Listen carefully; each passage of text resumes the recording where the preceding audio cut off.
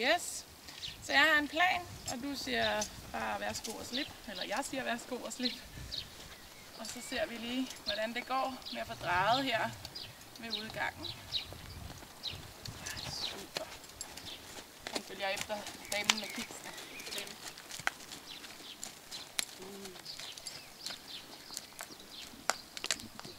Og her kommer han jo faktisk rigtig fint afsted og fint med til venstre. Man kan sådan se, at han sådan kommer med et par små forslag til at sætte i trave. Men jeg følger bare med i min krop, og så vælger han så at blive i skridt.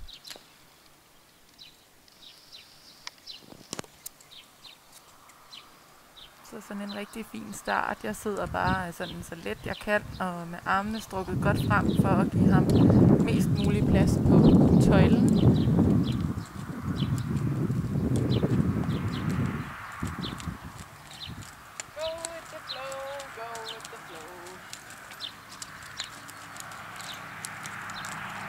Ja, go with the flow, go with the flow. Det er mantra der, for ligesom at holde kravene så lavt nede og forlange så lidt som muligt af ham. Man kan se om lidt, at han har hørt lyden fra hånden, der går ned i kikseposen. Og det er jo bare super godt, når man har en hest, som har haft svært ved at holde fokus på rytteren og har haft meget fokus på omgivelserne.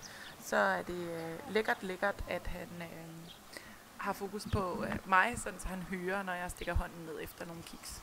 Og kiksene, de sørger hele tiden for at holde hans stressniveau så lavt som muligt, fordi det hele tiden holder ham i gang med at tygge. Heste er jo skønne, og han har jo ikke prøvet at få godbidder fra sadlen før, men han har lært lyden af posen at kende. Så da jeg fiskede hånden ned i posen, så var han allerede forberedt på, at der skulle komme en. Han har ikke så god balance endnu til at tage den, mens jeg sidder heroppe. Men det er fint til lige at give ham en positiv association til, at jeg sidder heroppe, for jeg kunne mærke, at han spændte lidt, da jeg kom op, og hele tiden sådan forsøgte at komme i småt trav, så jeg prøver bare at holde ham så løst, som jeg kan.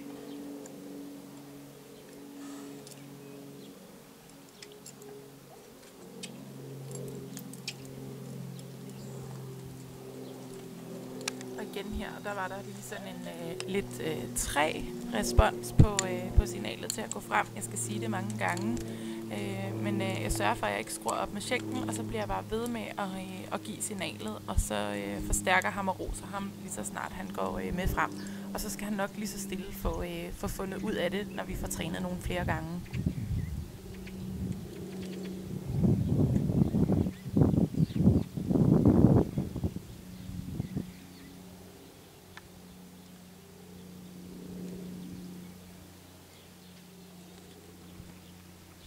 Og igen, jeg sidder som sagt med armene straks så langt frem som muligt, også for at have en lille smule kontakt på tøjlen, hvis jeg får brug for det.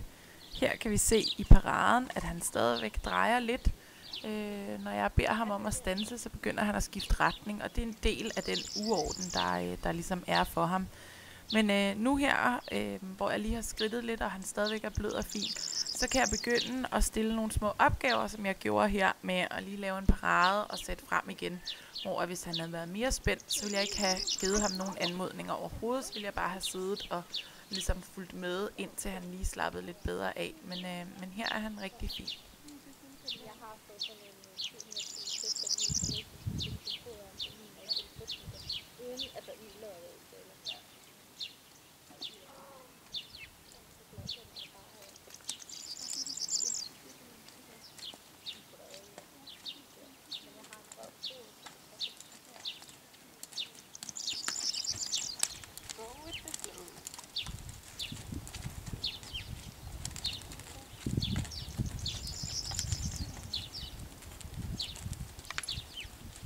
Jeg laver også nogle små drej her, eller nogle små retningsskifte, for ligesom at få trænet lidt på drej, som er jo, hvad skal man sige, det helt store springende punkt i forhold til, når hans stejle adfærd dukker op.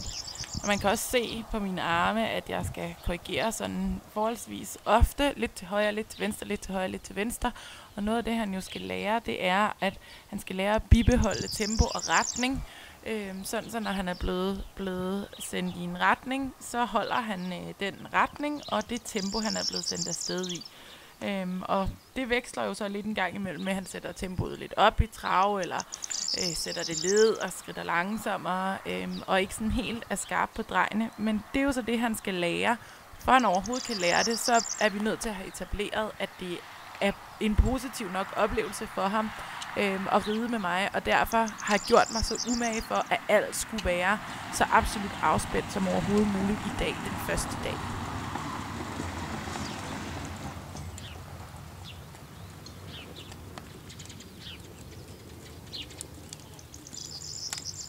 Selvom tingene ikke er perfekte, så synes jeg, at han er så tilpas mentalt okay med situationen nu, at jeg vil prøve at se, hvad der sker, hvis vi traver.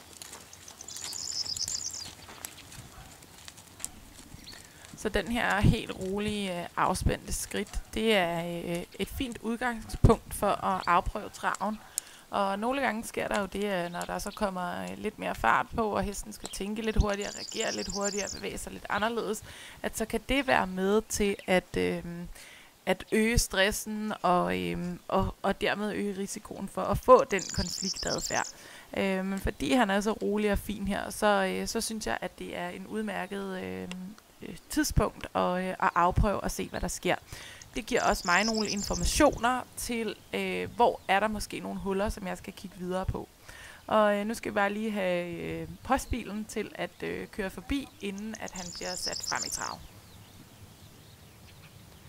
Jeg tænkte, at der var jo ikke lige nogen grund til at lige skulle sætte i trav, samtidig med, at der kom en bil frem bag ved volden bagfra. Men han tager det jo helt fint, så ingen problemer der.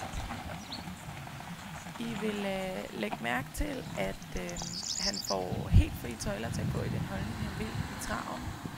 Han bliver sat i gang på det lydsignal, som jeg har trænet med ham fra jorden, og så et meget let kram fra sjenklen. Og så sidder jeg ellers med meget strakte arme for at give ham så meget frihed på tøjlen som overhovedet muligt. Så han bare får lov til at finde sin egen balance, og når han er kommet i trav, så skal han ikke have nogen påvirkninger fra mig. I vil kunne se, når jeg forsøger at standse ham, at han trækker til højre.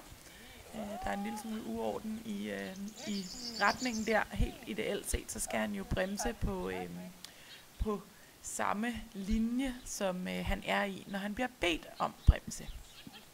Så det er altså også noget af det, han skal lære.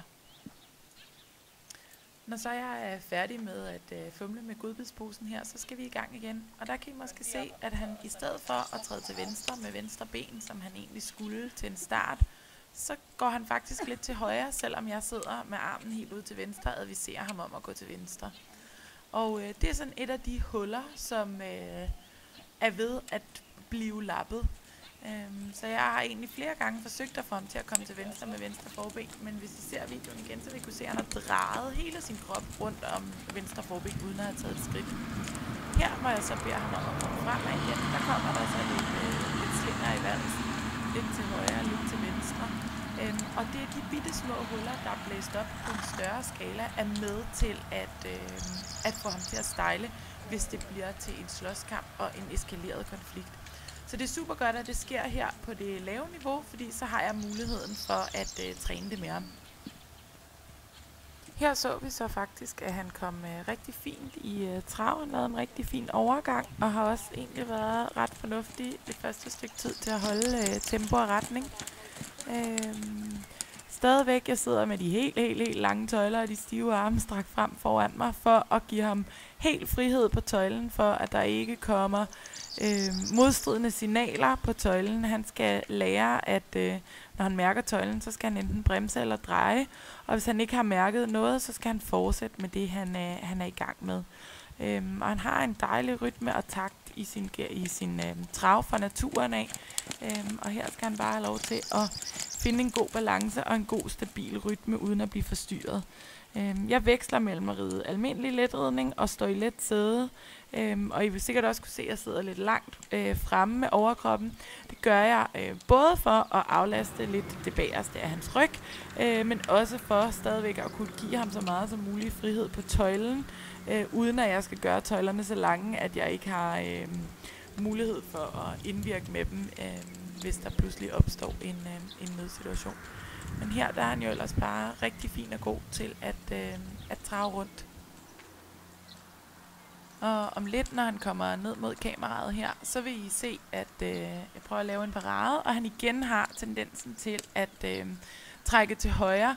Men på min korrektion med venstre tøjle, der ender han faktisk med at træde venstre forben rigtig fint ud til venstre og parere nogenlunde lige. Og det er altså igen et af de huller, der er vigtigt for ham at få lukket. Og ellers her, så er han jo bare også super sød til at blive stående stille. Han har helt klart forstået konceptet med at stå stille. Og så er han jo bare super positiv og rar at arbejde med. Så jeg er sikker på, at det bliver fantastisk. Så i forhold til den video, som startede den her serie, nemlig der, hvor Annette fortæller om, hvorfor det er vigtigt at turde tænke den nervøse tanke til ende, og hvorfor det især er vigtigt at have en plan, der må man jo sige, at selvom jeg ikke fik brug for min specifikke plan i forhold til, hvad jeg ville gøre, hvis han udviste sin stejle adfærd, så det, at jeg havde en plan, og jeg havde mit go with the flow mantra, som jeg hele tiden kunne bruge i starten, hvor han var lidt spændt, så kom jeg positivt i gang, og jeg fik skabt en tilstand for mig selv, hvor jeg var et godt sted i forhold til at kunne hjælpe ham og til at tage hånd om træningen.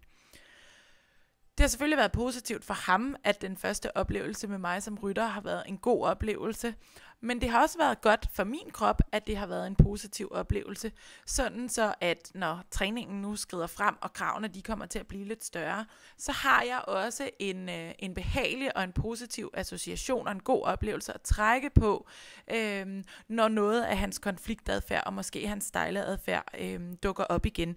Det vil være helt naturligt, fordi han har øvet sig så meget i det i flere år, at jeg kommer til at se det, og nu er jeg med en positiv oplevelse i bagagen og en god planlægning, ligesom klar til at tage hånd om det på en god måde, hvis det dukker op.